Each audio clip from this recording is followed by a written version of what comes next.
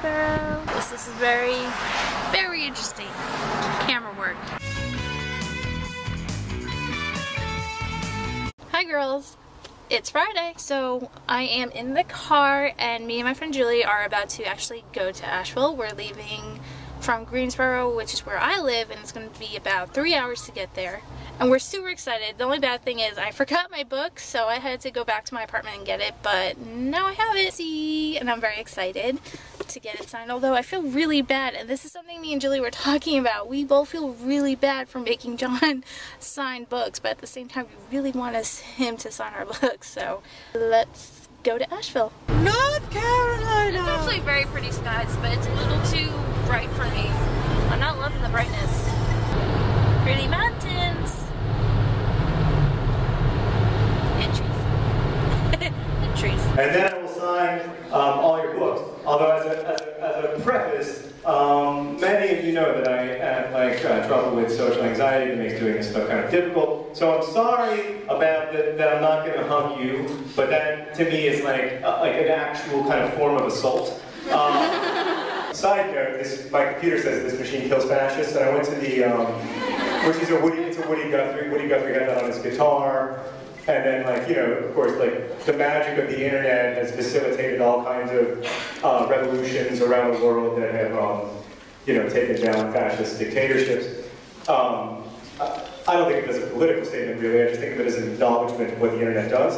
But the guys at the security in the airport this morning didn't. And they were like, "What's that?" And I was like, "It's a vinyl sticker on my computer that references a Woody Guthrie quote from the 1930s."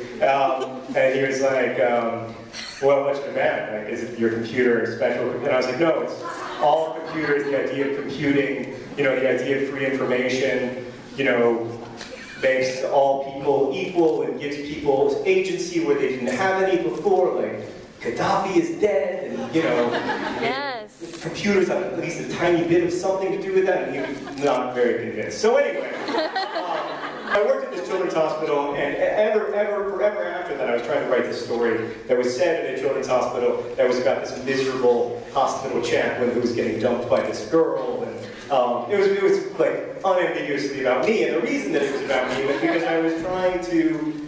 I was traumatized, I was hurt by the things that I saw and my inability to process them. Like, I was pretty young, I was 21, so it was really, really hard for me to contextualize the illness and death of young people in a way that could make my world make sense at all.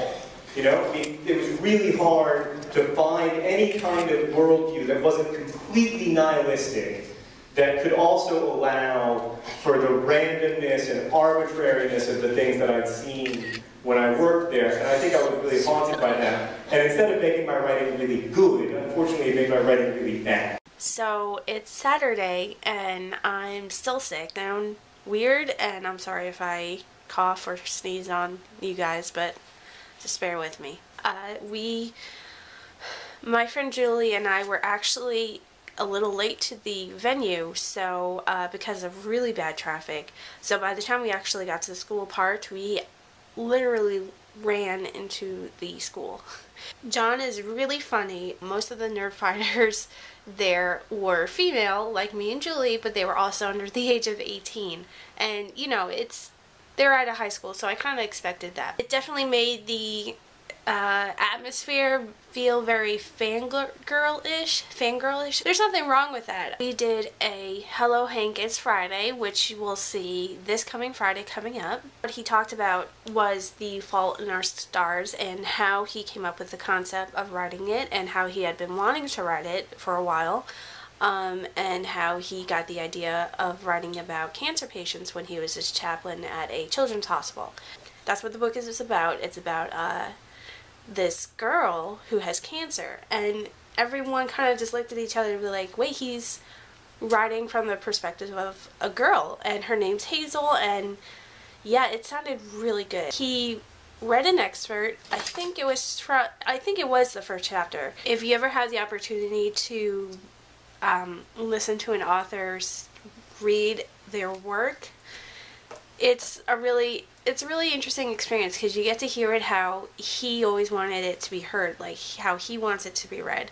And you could just see his face light up when we, you know, laughed at the funny part. Also, this happened.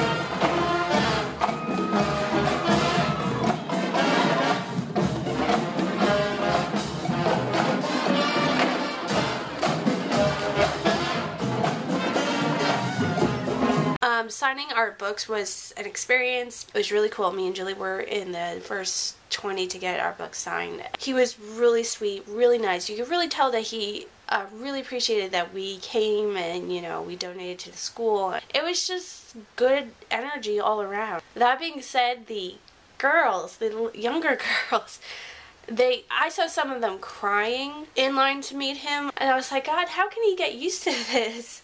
For my friend Julie, it was more of a fangirl, I think, because, you know, she really admires his work, and I do too, but I told her, I was like, you know, I don't think I'm like these other girls. I think I'm meeting him on a level of, like, a colleague, and I know how elitist that sounds, because I've never had anything published. But that's how I see him, like, as a fellow writer. And, you know, he was talking about his process, and that's what it felt like for me. Sorry. I'm super sick, and I really need to take some medicine. But that being said, I'm really excited about NaNoWriMo. Tomorrow, next week is our last week that we'll do a straight week of videos. Excited for write-ins. I'm up for this Skype write-ins, of course. I don't have a question because I can't think of one right now. My dice isn't here. I'm really sick, and I'm just really want to go to sleep. So, you guys enjoy the clips, and I'll see you on Monday. Bye!